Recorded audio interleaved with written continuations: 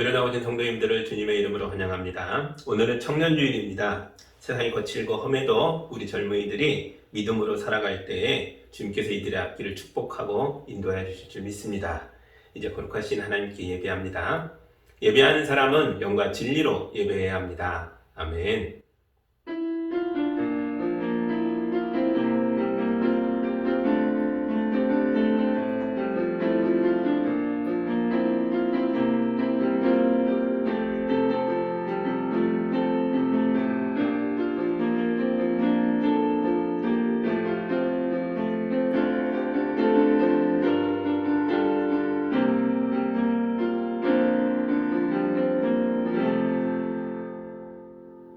거룩하신 하나님 아버지, 꽃들이 태양을 올려다보듯 우리가 주님을 바라봅니다.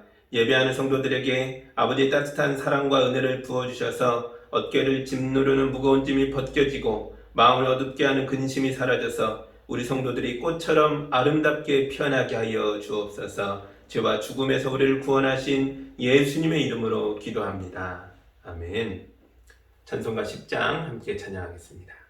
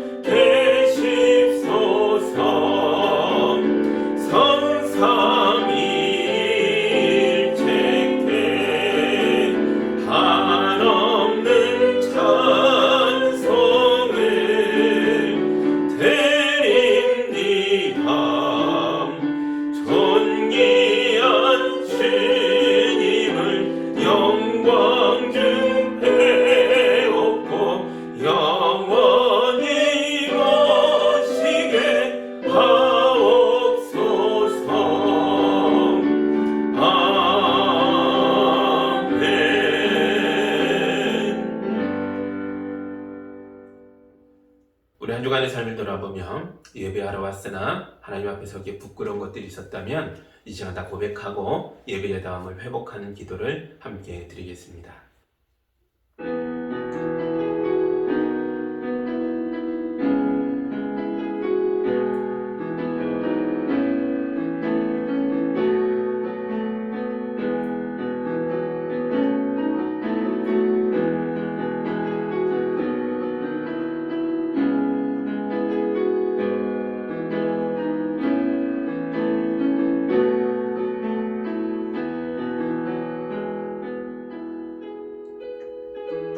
주여, 우리의 어리석음을 고백합니다. 우리가 더 큰 거짓말로 작은 거짓말을 덮으려 하였습니다. 나의 잘못을 인정하기 싫어서 거친 말로 상대를 공격했습니다. 우리가 마땅히 해야 할 일을 하지 않고 나의 책임을 다른 형제들에게 떠넘겼습니다. 그러면서도 자녀들 앞에서는 깨끗한 척, 거룩한 척하며 위선의 악을 더 높이 쌓아 올렸습니다. 우리가 죄악을 숨기느라 종일 신음하였으나 주님은 불꽃 같은 눈으로 우리 내면을 감찰하시니 우리의 모든 노력이 실패로 돌아갔습니다. 자비로우신 주여, 궁지에 몰린 짐승처럼 떨고 있는 우리를 불쌍히 여겨 주옵소서. 예수의 피로 우리를 씻어주시고 아버지의 사랑을 먹여주셔서 우리를 하나님의 거룩한 자녀로 다시 태어나게 하여 주옵소서. 예수님의 이름으로 기도하옵나이다. 아멘. 우리 주님의 용서와 치유와 화해의 말씀을 들으시기 바랍니다. 우리 주님 같으신 하나님은 또 없도다. 주님께서는 죄악을 사하시고 살아남은 주님의 백성의 죄를 용서하시며 진노하시되 그 노여움을 언제까지나 품고 계시지는 않으시고 기꺼이 한결같은 사랑을 베푸시느니라. 아멘. 용서자로서 또 회복된 예배자로서 사도신경으로 우리의 신앙을 함께 고백하겠습니다. 나는 전능하신 아버지 하나님 천지의 창조주를 믿습니다. 나는 그의 유일하신 아들 우리 주 예수 그리스도를 믿습니다. 그는 성령으로 잉태되어 동정녀 마리아에게서 나시고 본디오 빌라도에게 고난을 받아 십자가에 못 박혀 죽으시고 장사된 지 사흘 만에 죽은 자 가운데서 다시 살아나셨으며 하늘에 오르시어 전능하신 아버지 하나님 우편에 앉아 계시다가 거기로부터 살아있는 자와 죽은 자를 심판하러 오십니다. 나는 성령을 믿으며 거룩한 공교회와 성도의 교제와 죄를 용서받는 것과 몸의 부활과 영생을 믿습니다. 아멘. 찬송가 357장 함께합니다.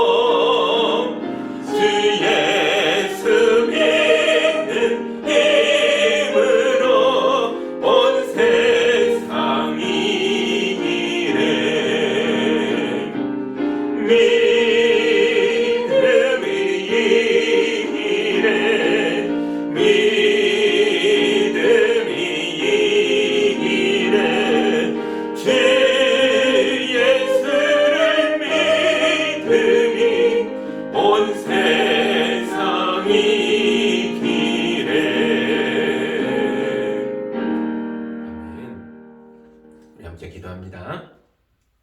구원의 은혜를 값없이 주시는 하나님 아버지, 죄악의 길에서 헤매던 우리를 은혜의 자리로 부르시고 주님의 품 안에 안아주시니 감사합니다. 세상에서 가족의 사랑과 돌봄을 받지 못했던 사람도 교회 안에서는 아버지의 사랑을 듬뿍 받으며 몸과 마음이 다 건강해질 수 있도록 인도하여 주옵소서. 우리 중에 타락한 세상에서 죄악에 물들어가는 사람이 있다면 아버지의 교훈과 훈계로 책망하시고 깨닫게 하셔서 의롭고 정결하고 거룩한 삶으로 돌아와 복되고 건강한 신앙인이 될 수 있도록 인도하여 주옵소서. 복잡한 세상살이 속에서 정신이 약해지고 마음이 무너진 분들이 있다면 아버지의 따뜻한 손길로 위로하여 주셔서 몸과 마음이 회복할 수 있도록 도와주옵소서. 몸이 아프고 병약한 분들이 있다면 주님의 치료의 손길로 만져주셔서 건강하고 힘차게 살아갈 수 있도록 일으켜 세워주옵소서. 신비한 주님의 능력으로 성도들을 붙들어 주셔서 예배를 마치고 돌아갈 땐 세심이 넘치고 강한 용사로 거듭나 돌아갈 수 있도록 인도하여 주옵소서. 우리 교회가 세상의 거친 파도에 휩쓸리고 죽음의 늪에서 절망의 삶을 사는 사람들을 건져내는 구원의 방주가 되게 하여 주옵소서. 우리 교회 성도들이 세상의 죄인들에게 구원을 선포하는 나팔이 되게 하셔서 예수의 이름으로 병든 자에게 손을 얹을 때 병이 낫게 하시고 예수의 복음을 선포할 때 죽어가는 영혼이 살아나 주의 얼굴을 보게 하여 주옵소서. 주님, 세상의 모든 민족이 구원을 얻는 그날까지 우리 성도들이 이 땅에서 담대하고 영광스러운 하나님의 용사되어 살게 하여 주옵소서. 이 시간 우리가 모여 예배하든지 영상으로 예배하든지 우리 모두가 예수 안에서 하나가 되어 하나님의 뜻을 이루어가는 겸손한 마음이 강물처럼 흘러가는 우리 교회와 가정이 될 수 있도록 인도하여 주옵소서. 예수님의 이름으로 기도하옵나이다. 아멘.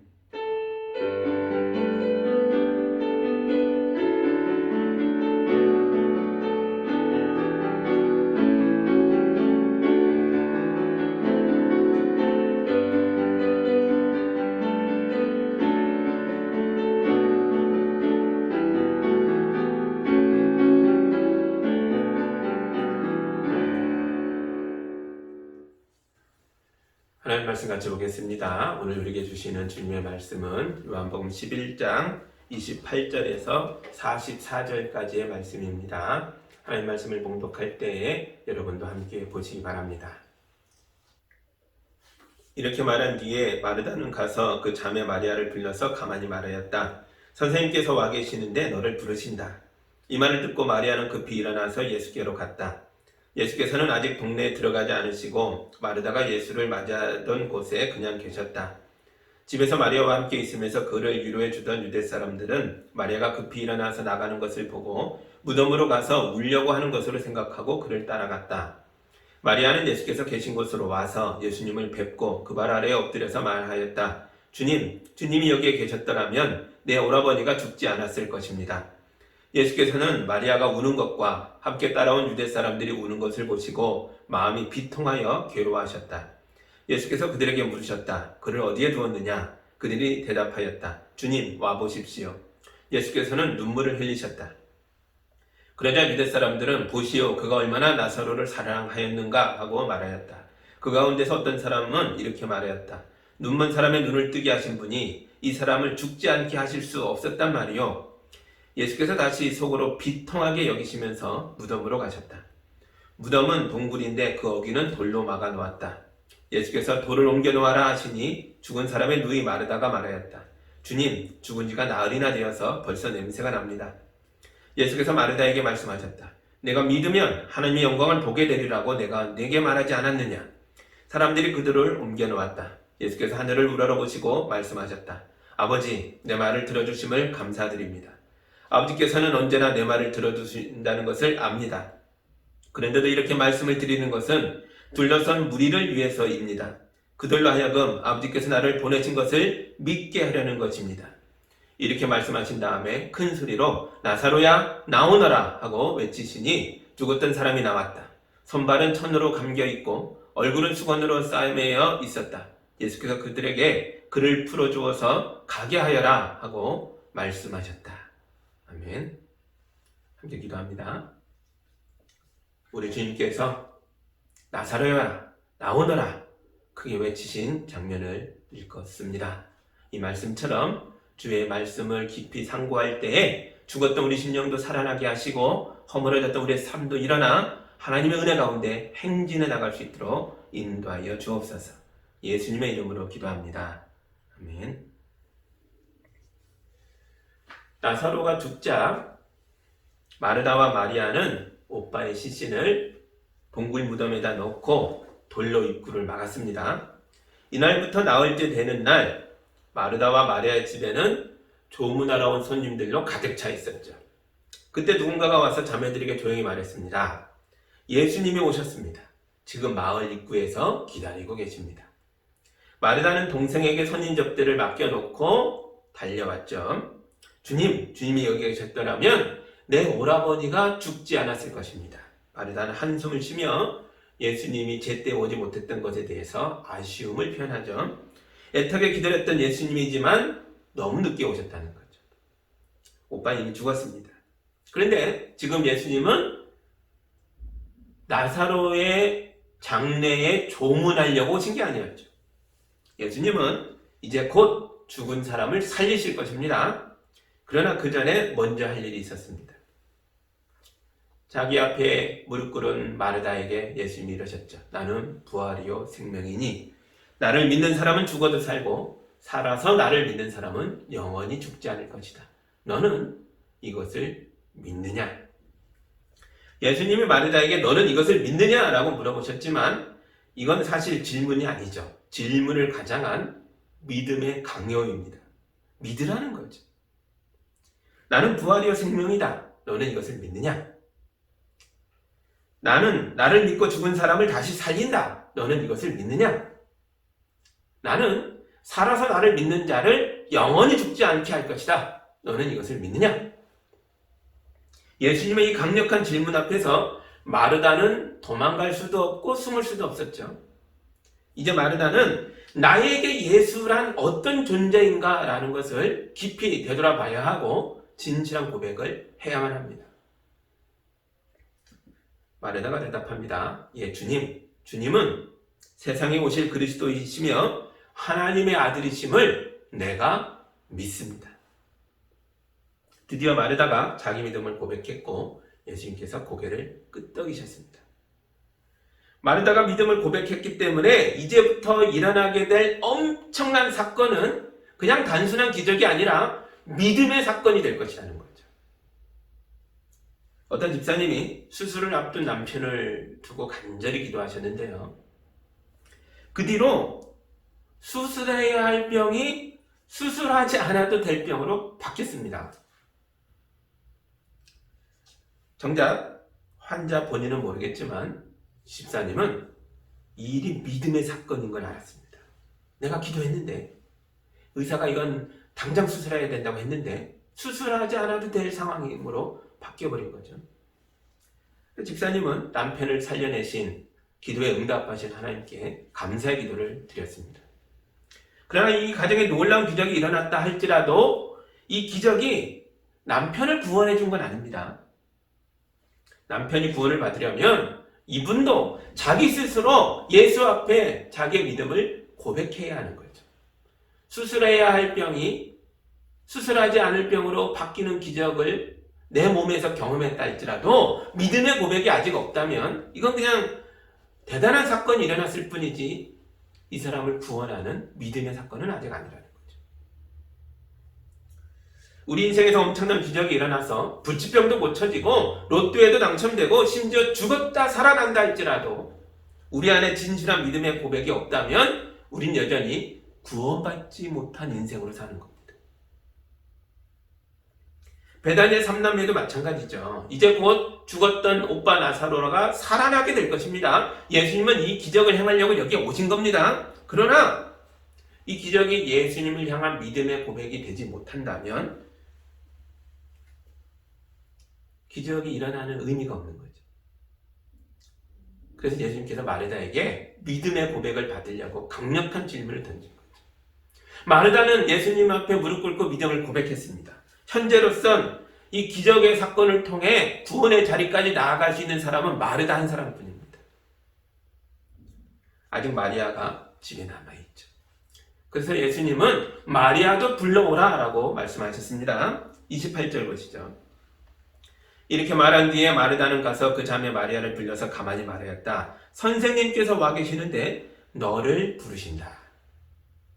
아멘. 예수님은 우리를 부르시는 분입니다. 믿음으로 우리를 불러내십니다. 선생님이 부르신다라는 말을 듣고 마리아가 조문객들을 다 집안에 두고 뛰쳐나옵니다. 그리고 마을 입구를 향해 서둘러서 가죠. 근데 마리아의 신앙 상태가 마르다보다 좀 더 나았을까? 그렇지 않습니다. 별 차이가 없다라는 걸 보게 됩니다. 32절로 가서 보시죠. 마리아는 예수께서 계신 곳으로 와서 예수님을 뵙고 그 발 아래에 엎드려서 말하였다. 주님, 주님이 여기에 계셨더라면 내 오라버니가 죽지 않았을 것입니다. 마르다가 와서 예수님께 했던 말과 토시 하나 안 틀리고 똑같습니다. 두 자매의 말이 어쩜 이렇게 같죠? 믿음의 수준이 별 차이가 없었다라는 걸 알 수 있습니다. 근데 마리아는 한술 더 뜹니다. 좀 더 감정적인 사람이었던 것 같아요. 33절 보시죠. 예수께서는 마리아가 우는 것과 함께 따라온 유대 사람들이 우는 것을 보시고 마음이 비통하여 괴로워하셨다.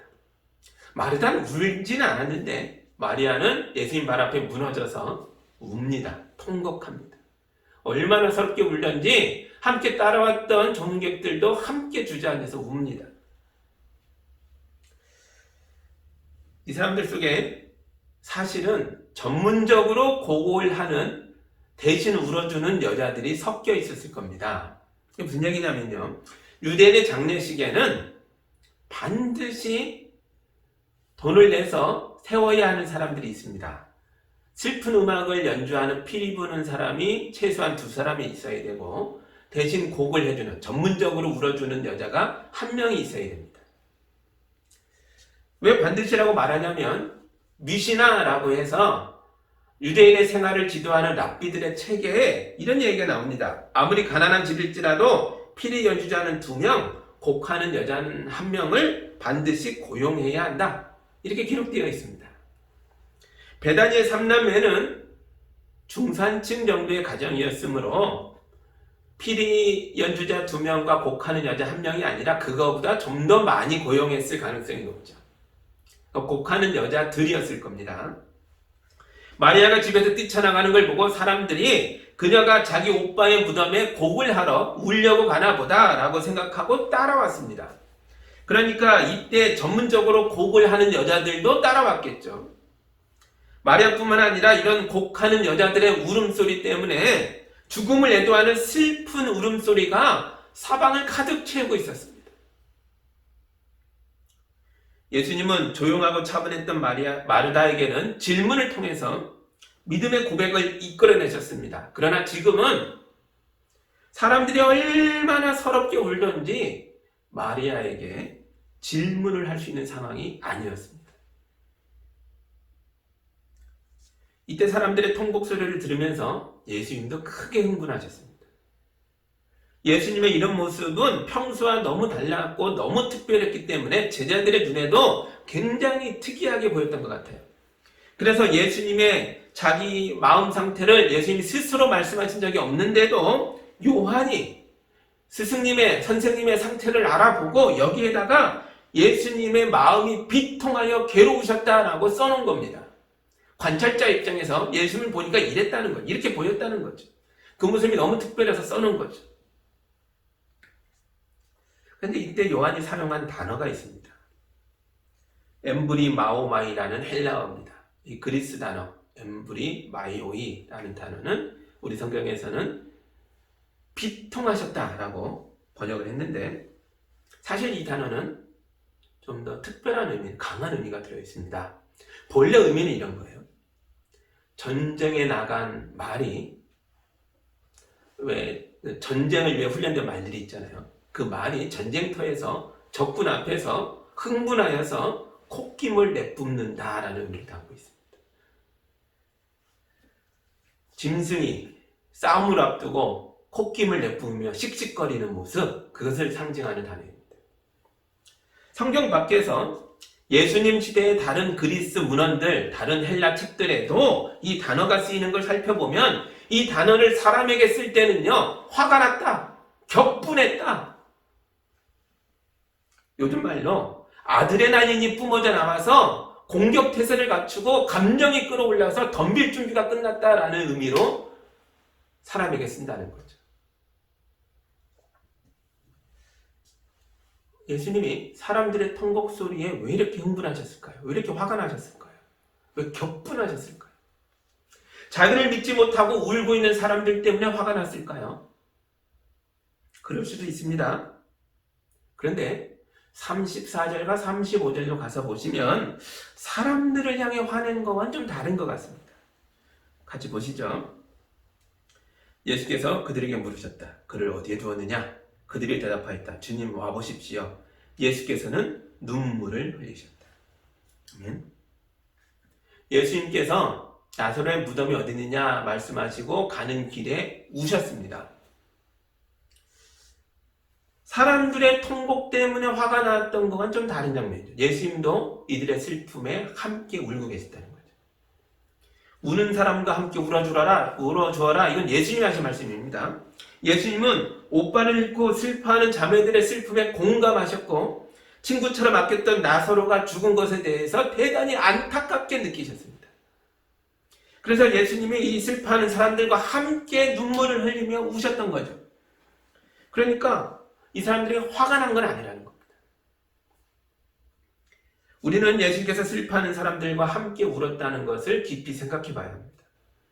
예전에 제가 장례식장에 자주 갔던 적이 있습니다. 장례식의 모든 절차가 다 슬프지만 그 중에서 가장 슬픈 때가 두 번이 있는데요. 바로 입관 예식과 하관 예식입니다. 입관 예식은 고인을 관속에 넣는 것을 가족이 함께 지켜보는 거고요. 하관은요, 땅에다가 고인의 관을 마지막을 묻는 예식이죠. 그러니까 입관식과 하관식은 우리가 사랑하는 사람을 다시 보지 못하겠구나라는 걸 절실하게 느끼는 시간입니다. 가장 슬픈 때죠. 그런데 어느 날 제가 입관 예배를 인도하러 갔는데요. 유족들이 너무 슬프게 우니까 갑자기 함께 가 있던 어떤 안수 집사님이 이 가족을 혼냈습니다. 아주 심하게 나무라더라고요. 울지 마세요. 기독교는 우는 게 아닙니다. 우린 천국에서 다시 만날 것입니다. 그러니까 울음을 그치세요. 이렇게 혼을 냅니다. 제가 너무 놀라서 그 안수집사님을 밖으로 끌어냈습니다. 장례식에서 눈물이 나는 건 부활에 대한 믿음이 없어서 우는 게 아닙니다. 언젠가 다시 만날 걸 알면서도 지금 당장은 헤어지는 것에 대해서, 지금 당장은 고인을 다시 볼 수 없다는 것에 대해서 마음이 무너지고 슬픈 거죠. 그런 아쉬움과 그리움 속에서 울게 되는 겁니다. 여러분, 이건 건강한 눈물입니다. 당연한 거죠. 울어야 할 때에는 충분히 울어야 합니다. 만약 울어야 할 때 울지 못하면 이때 풀지 못했던 슬픔이 마음에 자리 잡으면 고여 있다가 몇 년 뒤에 언젠가 엉뚱한 곳에서 이것이 튀어나오며 그 사람과 주변을 힘들게 할 수도 있습니다. 제때 풀지 못한 슬픔이 마음의 병을 만들 수 있습니다. 여러분, 믿음의 사람들도 슬플 땐 울어야 합니다. 예수님도 슬퍼하는 사람들과 함께 눈물을 흘리셨다는 걸 기억하시기 바랍니다. 그럼 예수님이 짐승처럼 콧바람을 뿜을 만큼, 제자들이 놀래서 특이한 상황이구나라고 기억할 만큼 크게 분노했던 대상은 누굴까요? 앞에 적이 있으니까 싸우려고 맹렬히 달려가기 직전의 모습으로 씩씩대셨던 거잖아요. 그 적이 누굴까요? 38절에 똑같은 단어가 한 번 더 나옵니다. 함께 보시죠. 예수께서 다시 속으로 비통하게 여기시면서 무덤으로 가셨다. 무덤은 동굴인데 그 어귀는 돌로 막아 놓았다. 요한이 보니까 예수님이 전쟁터에 서 있는 말처럼 콧바람을 씩씩거리며 격분한 모습으로 무덤을 향해 다가가고 했다는 거죠. 무덤 속에는 나사로의 시체가 들어있을 뿐입니다. 죽어있는 나사로는 예수님의 싸움의 대상이 아닙니다. 무슨 사람이 시체와 싸우겠습니까? 그렇다면 이 무덤 속에는 나사로의 시체 말고 다른 게 더 있는 거죠. 그게 뭡니까? 도대체 무엇입니까? 어떤 적이기에 예수님께서 용사처럼 용맹하게 기운을 내뿜으며 다가가고 계시는 겁니까? 여러분, 무덤 속에 있는 건 바로 죽음입니다. 예수님은 사람들이 통곡할 때 크게 분노하였습니다. 이건 사람들에 대한 분노가 아니라 사람들을 울게 만들고 있는 죽음에 대한 분노입니다. 사람들의 울음소리는 죽음이 승리했다는 걸 알리는 죽음의 승리의 나팔소리인 거죠. 인류는 오랫동안 죽음에 맞서 싸워왔지만 단 한 번도 이 크고 강한 죽음 앞에서 이긴 적이 없습니다. 번번이 죽음에게 졌습니다. 그러나 이제는 아니라는 거죠. 부활이요 생명이신 하나님의 아들 예수께서 이 자리에 오셨습니다. 이제 죽음은 패망하여 쫓겨나고 생명이 승리할 차례입니다. 39절을 보시죠. 예수께서 돌을 옮겨 놓아라 하시니 죽은 사람의 누이 마르다가 말하였다. 주님, 죽은 지가 나흘이 되어서 벌써 냄새가 납니다. 예수께서는 무덤의 돌을 옮겨 놓으라 말씀하셨습니다. 죽음은 이미 내 앞에서 패하여 도망갔으니 더 이상 그 안에는 죽음이 없다는 것입니다. 이제 울 만큼 울었으니 이제는 행동할 때라는 것입니다. 돌을 옮기라. 충분히 울었다. 그러나 사람들의 생각은 다릅니다. 마르다가 유족의 대표로서, 사람들의 대표로서 예수님께 말합니다. 주님, 죽은 지가 나흘이나 지났습니다. 벌써 냄새가 납니다. 마르다는 예수님을 향해 믿음의 고백을 했던 사람이죠. 마르다는 예수님이 부활이요 생명이라는 것을 주여 내가 믿습니다 라고 고백했습니다. 그러나 오빠의 시신은 이미 썩어서 냄새가 나고 있습니다. 이런 오빠가 다시 살아날 것이라고는 상상조차 할 수 없는 거죠. 마음속의 믿음과 실제 현실 사이의 간격이 너무 큰 겁니다. 이게 마르다만의 문제가 아니죠. 저도 그렇고 우리 모두가 이런 믿음과 현실 사이에 서 있습니다. 주님을 믿는데 현실의 적이 너무 커요. 주님이 나를 사랑하시고 나를 인도하시고 나를 도와주실 걸 아는데 막상 내 현실의 벽이 너무 높고 너무 무섭고 너무 커서 좌절하게 됩니다. 어제 장신대 교수님께서 페이스북에 글을 하나 올리셨더라고요. 믿음으로 학생들을 가르치는 신학교 교수님이신데 그분이 이런 글을 올리셨어요. 몇 년 전에 교수님의 남편이 하나님 나라로 가셨습니다. 오랫동안 병을 앓으시다가 돌아가셨는데요. 최근에 그 당시에 그 딸들이 고등학생이었대요. 최근에 이 딸들과 함께 그때 경험을 나누게 됐다는 겁니다.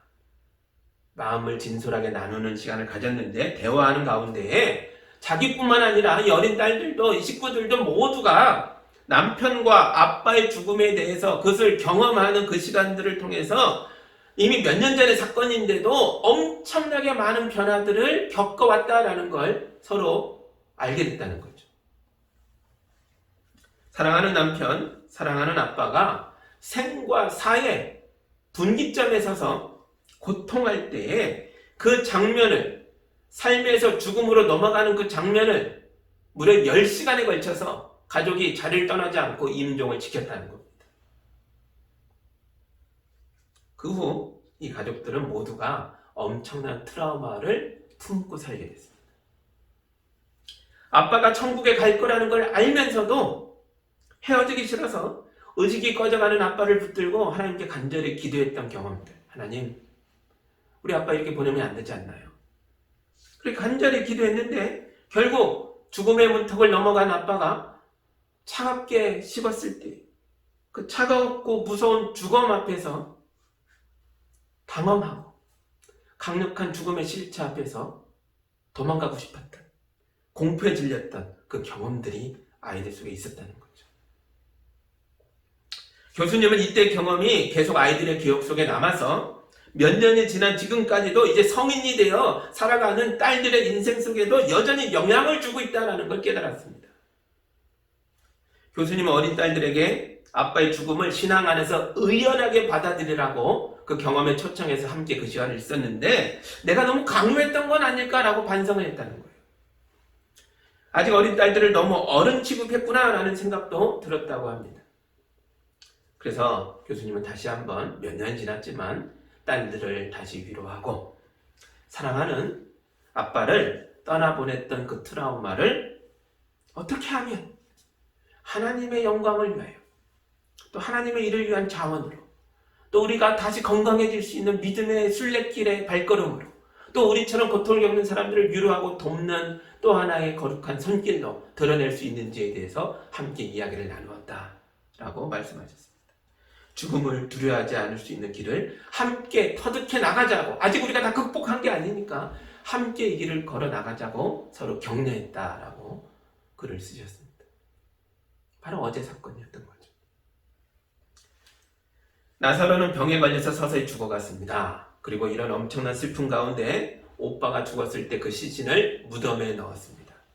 그런데 나흘 만에 시신을 다시 꺼내라고 하십니다.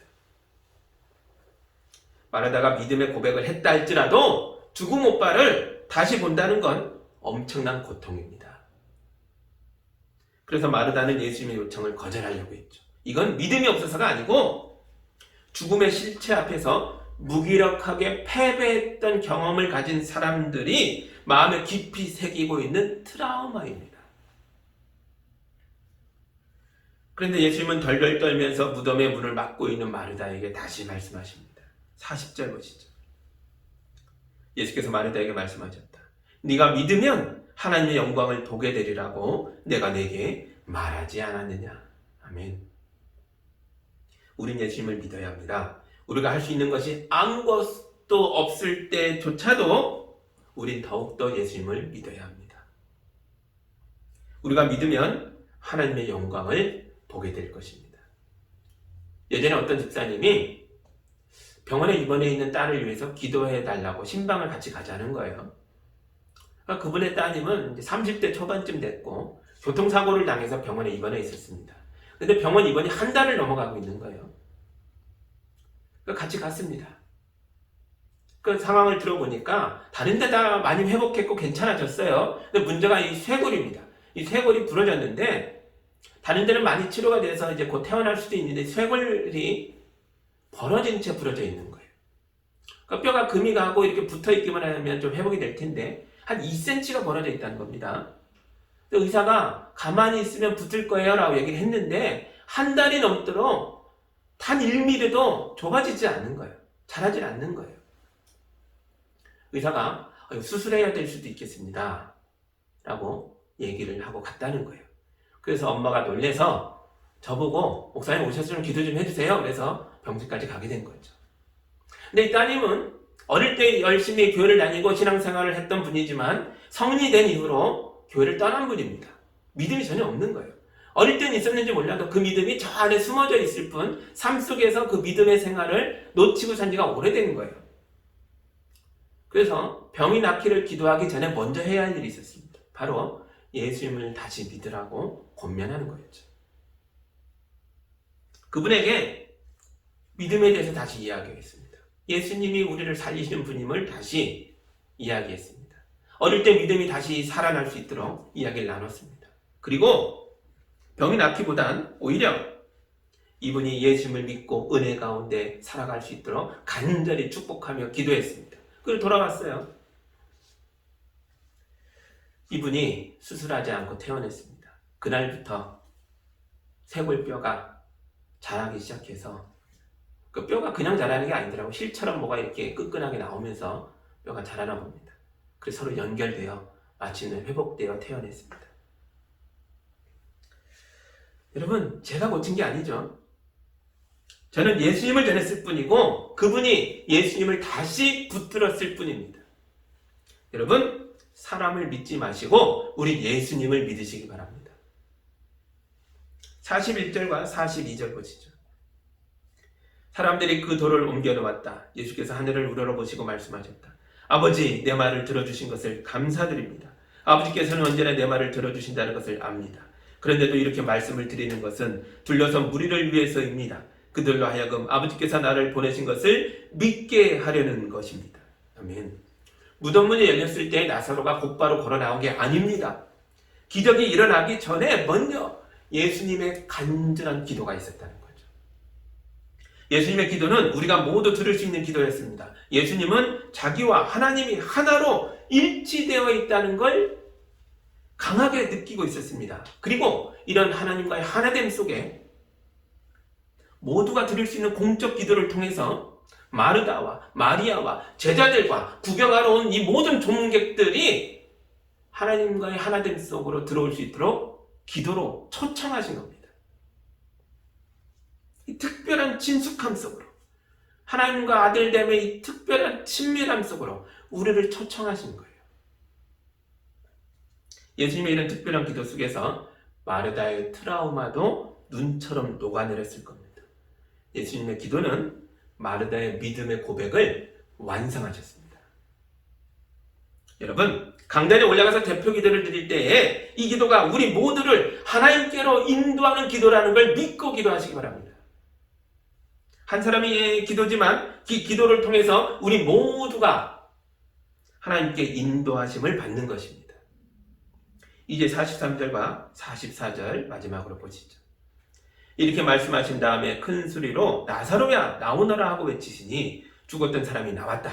손발은 천으로 감겨있고 얼굴은 수건으로 싸매어 있었다. 예수께서 그들에게 그를 풀어주어서 가게 하여라 하고 말씀하셨다.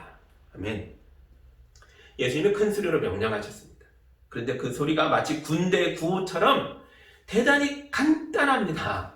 진짜 간단 명료하죠. 나사로야 나와라. 다른 말을 하실 게 없습니다. 하나님의 권세로서, 하나님 아들의 권능으로서 짧고 명백한 명령을 하시는 거예요. 나사로 너 나와. 여기로 와. 이걸로 충분했습니다.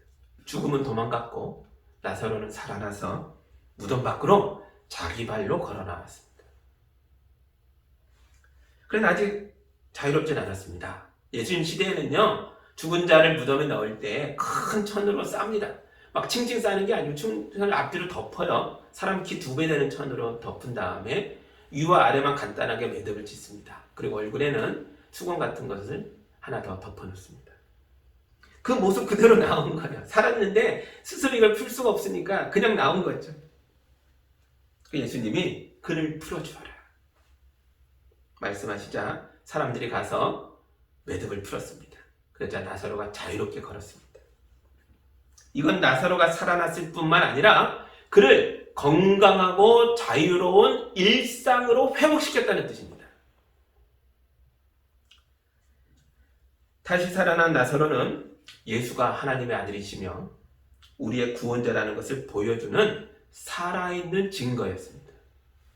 그러므로 나사로는 나중에 늙고 병들어서 다시 죽을 때까지 예수님을 증거하는 삶을 살았을 겁니다. 마르다도 그렇고 마리아도 그렇습니다. 이들은 죽음의 트라우마를 극복하고 이 트라우마와 부활의 영광 사이에서 예수님을 만났습니다. 믿음과 현실의 높은 벽 사이에서 예수님을 만난 거죠.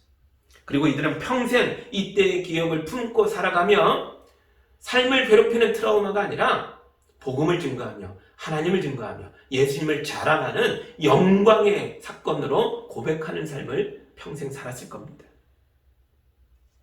예수님을 나의 하나님, 나의 구원자로 고백하며 믿고 따르는 사람들은 죽어도 살고 살아서 믿으면 영원히 살아서 예수님과 함께 승리의 노래를 부르게 되는 것입니다. 여러분, 기적이 사람을 구원하는 것이 아니라 믿음이 사람을 구원합니다. 오직 예수님을 믿음으로 의에 이르고 입으로 고백하여 구원에 이르는 예수양기교회 성도들이 다 되시기를 주님의 이름으로 축복합니다. 기도합니다. 사랑의 하나님 아버지 감사합니다. 드디어 죽었던 나사로가 살아났습니다. 이 가족의 뜨거운 믿음의 고백을 받으신 예수님께서 이 믿음의 사건으로 완성하셨습니다. 주님, 이것이 고대의 옛날의 사건이 아니라 오늘 이 시대에 우리의, 나의, 우리 가정의 사건이 되게 하여 주옵소서. 믿음을 고백합니다.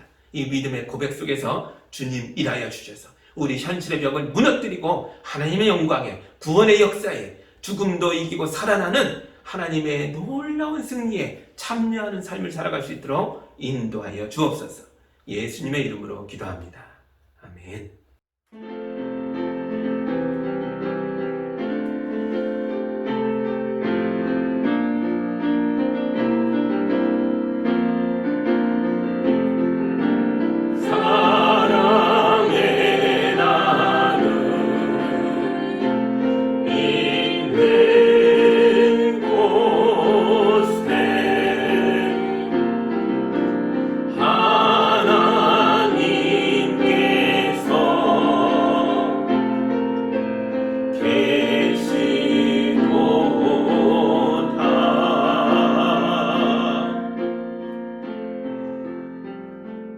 사랑의 하나님 아버지, 우리 성도들이 주님께 거룩한 예물을 올려드렸습니다.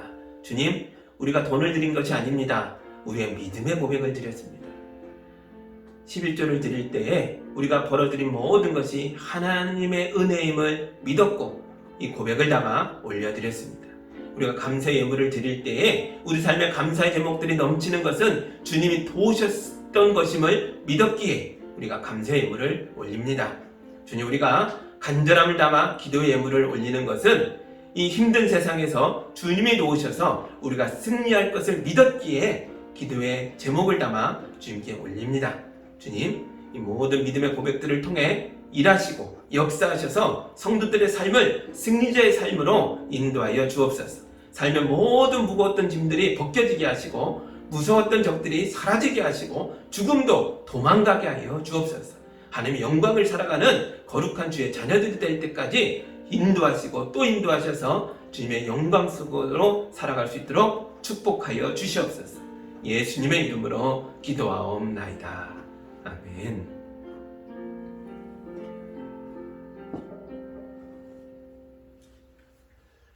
할렐루야. 삶에 어떤 어려움이 있다 할지라도 믿음으로 고백하며 나아갈 때에 주님께서 영광 받으시고 승리하는 것을 우리에게 보여주시고 인도하실 줄 믿습니다. 담대하게 살아가시기를 다시 한번 주님의 이름으로 축복합니다. 아멘. 이제 결단의 찬양심 있게 부르고 또 한 주간의 삶을 주님의 이름으로, 믿음으로 살아내겠습니다.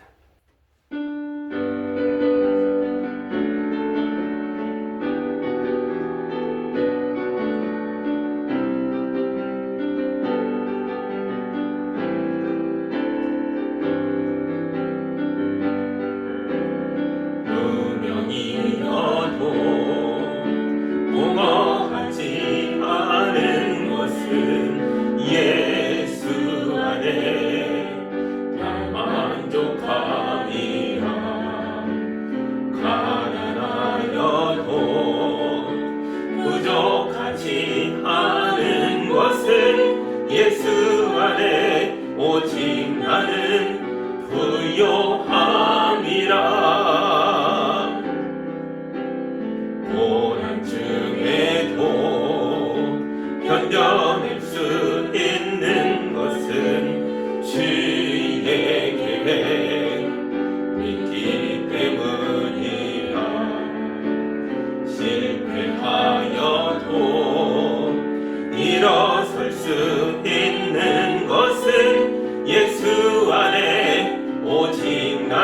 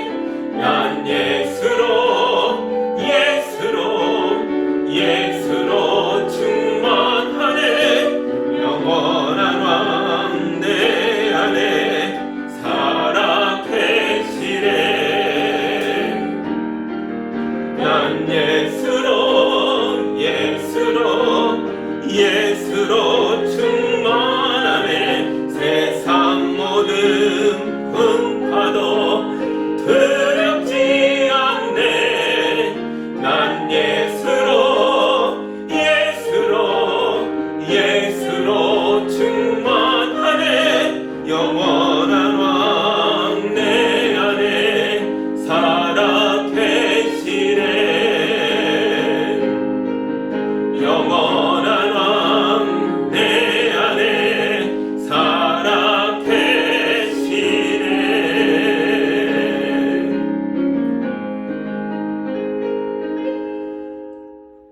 이제는 죽음도 명량하여 물리치시는 살아계신 예수 그리스도의 은혜와 그 아들을 우리에게 허락하신 하나님 아버지의 크신 사랑하심과 그 아들을 믿을 수 있도록 끊임없이 도우시는 성령님의 인도하심이 우리 예수님 붙잡고 죽음의 벽이 아무리 높아도, 현실의 벽이 높아도 믿음으로 도전해 나아가는 성도들과 성도들의 가정과 삶의 모든 터전 위에 이제로부터 영까지 함께하기를 간절히 축원하옵나이다. 아멘.